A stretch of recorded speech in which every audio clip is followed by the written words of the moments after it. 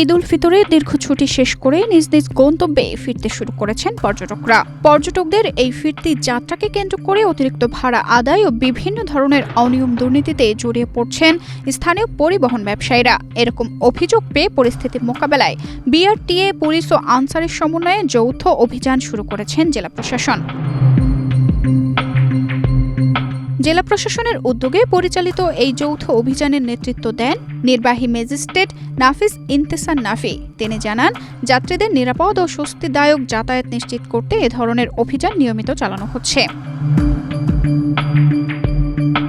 অভিযানের সময় মেয়াদে উত্তীর্ণ লাইসেন্স, ফিটনেস ও রুট পারমিট ছাড়া গাড়ি চালানোর দায়ে ১৩টি মামলায় মোট ১,২০,০০০ টাকা জরিমানা আদায় করা হয়।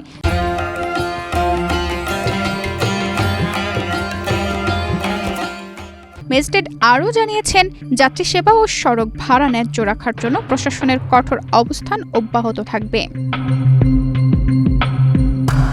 জেলা প্রশাসন এবং সংশ্লিষ্ট কর্মকর্তারা পর্যটক ও স্থানীয়দের উদ্দেশ্যে সতর্ক করে বলেছেন, যারা সড়ক আইন অমান্য করবেন তাদের বিরুদ্ধে কঠোর ব্যবস্থা নেওয়া হবে।